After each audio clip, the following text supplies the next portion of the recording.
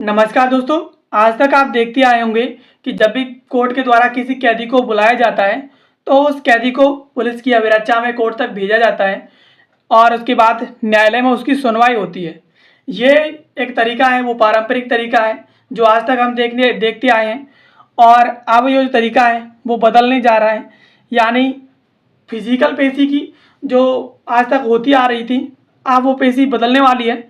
अब ये जो पेशी है वो डिजिटल रूप से होगी और इसी के चलते अभी हाल ही में दिल्ली पुलिस के द्वारा डिजिटल इंफ्रास्ट्रक्चर में काफ़ी ज़्यादा अमाउंट जो है खर्च किया गया है। यानी अब फिजिकल पेशी की जगह डिजिटल पेशी होगी, जिससे कहीं ना कहीं दिल्ली पुलिस का समय बचेगा और इसमें जो खर्चा होता है वो भी बचेगा और इसके साथ साथ कैदियों की सुरक्षा सुनिश्चित होगी और इसमें कहीं ना कहीं पुलिस को काफ़ी ज़्यादा फायदा होने वाला है। तो चलिए आज की इस वीडियो में हम समझ लेते हैं कि इससे पुलिस को क्या फ़ायदा होगा और पुलिस का समय कैसे बचेगा, और इसके साथ साथ समझेंगे कि डिजिटल पेशी किस तरीके से पुलिस के लिए और कैदियों के लिए फ़ायदेमंद है और इसके साथ साथ उनके लिए किस तरीके से डिजिटल पेशी खतरनाक हो सकती है, क्योंकि डिजिटल पेशी एक तरीके से डिजिटल रूप से प्रस्तुत किया जाता है। इसमें कैदी के जो मानवीय अधिकार हैं उनका हनन हो सकता है और इसके साथ साथ जो डिजिटल डाटा होता है उसका चोरी होने की संभावना भी बनी रहती है।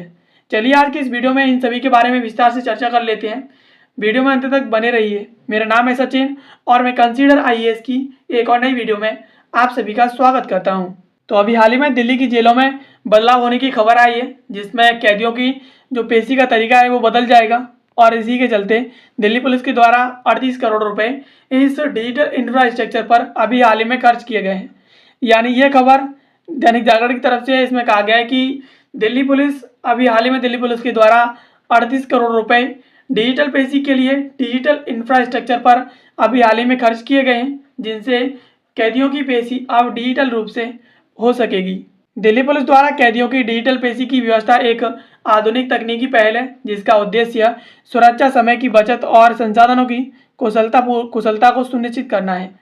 यानी दिल्ली पुलिस के द्वारा यह डिजिटल पेशी की जो व्यवस्था अभी हाल ही में शुरू की गई है, ये आधुनिक तकनीक की एक बहुत बढ़िया पहल है और इसका उद्देश्य है वो कैदियों की सुरक्षा को सुनिश्चित करना और इसके साथ साथ पुलिस की समय की बचत करना और जो संसाधन कैदियों को लाने ले जाने में लगाए जाते थे उनकी कुशलतापूर्वक उनका उपयोग करना, इसका एक महत्वपूर्ण उद्देश्य है। अब पुरानी व्यवस्था क्या थी जो फिजिकल पेशी की है उसे समझ लेते हैं। तो इसके तरीके की बात करते हैं तो कैदी को जेल से कोर्ट तक पुलिस की साथ भेजा जाता था, यानी पुलिस की अभिरक्षा में भेजा जाता था और सुरक्षा कर्मियों का काफ़ी समय और इसमें संसाधन लगता था। यानी जब भी पुलिस के अभिरक्षा में कैदियों को भेजा जाता था तो उसमें पुलिस का भी समय खराब होता था और इसके साथ साथ पुलिसकर्मियों का काफ़ी समय और इसमें संसाधन लगते थे। अब इसमें कुछ समस्याएं भी थी, जैसे कि सुरक्षा का खतरा। जब भी कैदी को कोर्ट ले जाते समय उसके भागने की संभावना बढ़ जाती थी और उस पर हमले होने की संभावना भी बढ़ जाती थी। यानी इससे कहीं ना कहीं कैदियों की सुरक्षा का खतरा बना रहता था।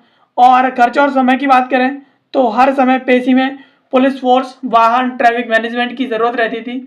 यानी पेशी की समय पुलिस की ज़रूरत होती थी, यानी पुलिस उसके समक्ष मौजूद रहनी चाहिए और इसके साथ साथ उसे लाने ले जाने में और ट्रैफिक मैनेजमेंट, इन सभी की ज़रूरत रहती थी। इससे कहीं ना कहीं काफ़ी ज़्यादा परेशानी होती थी और अस्थायी कोर्ट भीड़, यानी जेल से लाए गए कैदियों से कोर्ट परिसर में भीड़ भी हो जाती थी।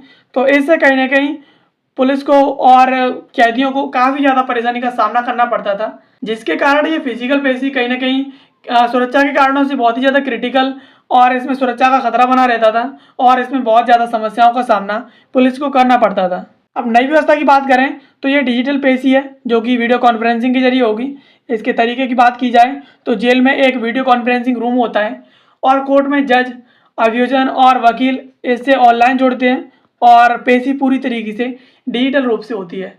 यानी वीडियो कॉन्फ्रेंसिंग के जरिए जो डिजिटल पेशी होगी उसमें कोर्ट से जज, अभियोजन अधिकारी और वकील जुड़ेंगे और इसके जरिए उसकी पेशी पूरी तरीके से डिजिटल होगी और उसमें किसी के हस्तक्षेप की ज़रूरत नहीं पड़ेगी।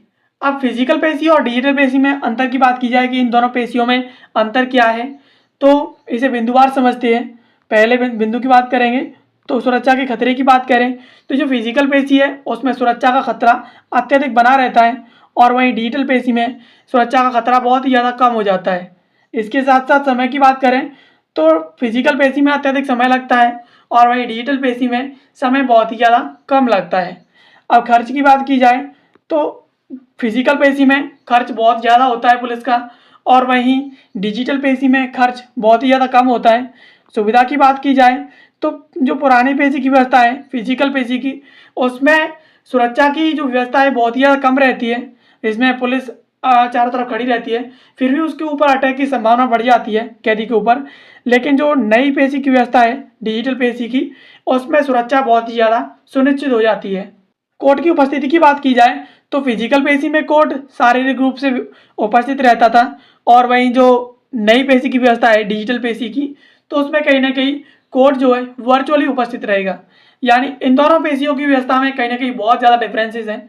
नई पेशी की व्यवस्था डिजिटल पेशी की व्यवस्था है, उसमें कहीं ना कहीं समय भी कम लगेगा, खर्च भी बहुत कम होगा, कोर्ट जो है वर्चुअल रूप से उपस्थित रहेगा। और जो पुरानी पेशी की व्यवस्था है जो फिजिकल पेशी की है, उसमें समय और खर्च और कहीं ना कहीं सुविधा बहुत ही ज़्यादा कम है और इसके साथ साथ कोर्ट इसमें फिजिकल रूप से उपस्थित रहता था। इसके चलते इन दोनों पेशियों में बहुत ही ज़्यादा डिफरेंसेस हैं। अब डिजिटल पेशी के फ़ायदे की बात की जाए तो इसमें सुरक्षा में इजाफा है। यानी कैदी जब जेल से बाहर नहीं निकलेगा तो भागने की और उस पर हमले की जो संभावनाएं और जो खतरे हैं वो बहुत ही ज़्यादा कम हो जाते हैं। समय की बचत होगी, यानी कोर्ट और जेल और पुलिस इन तीनों के लिए समय बहुत ही ज़्यादा कम होगा। यानी जब पेशी जब डिजिटल रूप से होगी तो इसमें कहने की कोर्ट का, जेल का और पुलिस का भी इसमें समय कम लगेगा। लागत में भी कटौती होगी, यानी पुलिस वाहन, ईंधन और सुरक्षा बलों की ज़रूरत इसमें कम होगी। यानी पुलिस को लाने ले जाने की ज़रूरत नहीं पड़ेगी, ना किसी सुरक्षा की ज़रूरत पड़ेगी। इसमें कहीं ना कहीं कटौती लागत में भी कटौती हो जाएगी, लागत भी कम होगी और कोर्ट की कार्रवाई तेज़ी से होगी। यानी अधिक मामलों को डिजिटल रूप से निपटाया जा सकता है। यानी एक तारीख पर ही काफ़ी ज़्यादा मामलों को डिजिटल पेशी के जरिए जो है कोर्ट एक बार में निपटा सकेगा। यानी इससे कहीं ना कहीं सुरक्षा का जो खतरा है वो भी कम हो जाएगा, बचत भी इसमें समय की बहुत ज़्यादा होगी और कहीं ना कहीं जो पुलिस का खर्चा होता था इसमें वो भी बहुत कम होगा और जो केसेस हैं इस तरीके के डिजिटल पेशी से जो केसेस हैं वो भी जल्दी निपटेंगे और कहीं ना कहीं बहुत ही ज़्यादा केसेस आसानी से निपट जाएंगे और किसी को कोई परेशानी का सामना भी इसमें नहीं करना पड़ेगा। अब डिजिटल पेशी को कहीं ना कहीं खतरों का और चुनौतियों का भी सामना करना पड़ेगा, जिनमें तकनीकी गड़बड़ी है। यानी जब नेटवर्क खराब हो जाएगा तो इससे पेशी बाधित हो जाएगी। यानी जब वीडियो कॉन्फ्रेंसिंग नहीं हो पाएगी तो कहीं ना कहीं पेशी नहीं हो पाएगी, उसमें काफ़ी ज़्यादा दिक्कतें होंगी। और मानवाधिकार की चिंता की बात की जाए तो कभी कभी वकील और कैदी के बीच की जो गोपनीयता होती है उसकी समस्या रहेगी। यानी जब कैदी और वकील एक दूसरे से बात करके और अपनी जो बातें होती हैं उन्हें साझा कर सकते हैं एक दूसरे से, तो वो कहीं ना कहीं एक दूसरे से बात नहीं कर पाएंगे। जो गोपनीयता है उन दोनों की एक दूसरे के बीच की, उसकी समस्या बनी रहेगी। और साइबर सुरक्षा सभी के लिए एक बहुत बड़ा खतरा है और ये सुरक्षा कहीं ना कहीं डिजिटल पेशी को भी बाधित कर सकता है। इसमें कहीं ना कहीं डेटा चोरी या वीडियो टैंपरिंग जैसी आशंका हो सकती है। यानी जब वीडियो कॉन्फ्रेंसिंग हो रही हो उस दौरान कोई और वीडियो चलना शुरू हो जाए, इस तरीके की समस्याएं बनी रहेंगी। और इसके साथ साथ जब डिजिटल पेशी का डाटा चोरी होने की भी संभावनाएं बनी रहेंगी कि हो सकता है कि किसी कैदी का जो डिजिटल पेशी का जो डाटा है जो कोर्ट के द्वारा और इसके साथ साथ जो जेल है, जेल प्रशासन उसके द्वारा जो कलेक्ट किया गया है, उसकी हैकिंग की जो है दिक्कतें भी बहुत ज़्यादा इससे बढ़ जाती हैं। अब वीडियो कॉन्फ्रेंसिंग और डिजिटल पेशी की व्यवस्था कहाँ कहाँ पर की गई है, तो दिल्ली पुलिस और तिहाड़ जेल प्रशासन ने लगभग हर जेल में वीसी यानी वीडियो कॉन्फ्रेंसिंग सुविधा स्थापित कर ली है। इससे 90% से अधिक अंडर ट्रायल पेशियों को अब डिजिटल माध्यम से निपटाया जा रहा है। सुप्रीम कोर्ट और हाई कोर्ट ने भी इस प्रक्रिया को कहीं ना कहीं संवैधानिक और वैध माना है, सुनवाई के अधिकार की शर्तों के तहत। यानी दिल्ली पुलिस के द्वारा तिहाड़ जेल और अन्य जितनी भी जेल हैं उन सभी में वीडियो कॉन्फ्रेंसिंग की सुविधा स्थापित कर ली है और इससे कहीं ना कहीं 90% जो मामले होते हैं जो अंडर ट्रायल और पेशियों के लिए चलते हैं वो उन्हें कहीं ना कहीं डिजिटल रूप से उन्हें निपटाया जा सकेगा। और इसको कहीं ना कहीं सुप्रीम कोर्ट से भी अनुमति मिल गई है और हाई कोर्ट से भी अनुमति मिल गई है। इसे वैध करार दिया है और संवैधानिक माना है, बशर्ते सुनवाई की जो शर्तें हैं उनके आधार पर। यानी किसी भी कैदी को इस तरीके से दबाया न जाए कि वो अपनी बात को पूरी तरीके से ना कह पाए और इसके साथ साथ उस पर कोई प्रकार जेल प्रशासन के द्वारा किसी भी तरीके का कोई दबाव उसके ऊपर ना बने। इन सभी शर्तों के आधार पर सुप्रीम कोर्ट और हाई कोर्ट की तरफ से इस वीडियो कॉन्फ्रेंसिंग की जो प्रेजेंटिंग है उसे अनुमति दे दी गई है। डिजिटल पेशी एक आधुनिक और सुरक्षित और सुविधाजनक व्यवस्था है जो पुराने तरीके की जो कई समस्याएं हैं उनको हल करती है। यानी जिस तरीके से फिजिकल पेशी होती है उसमें दिक्कतें आती हैं, तो इन सभी फिजिकल पेशी की जो प्रॉब्लम्स हैं उन सभी को डिजिटल पेशी सॉल्व कर सकती है। हालांकि इसके सफल कार्यान्वयन के लिए तकनीकी बुनियादी ढांचे और कानूनी सावधानियों का पालन बहुत ज़्यादा जरूरी है।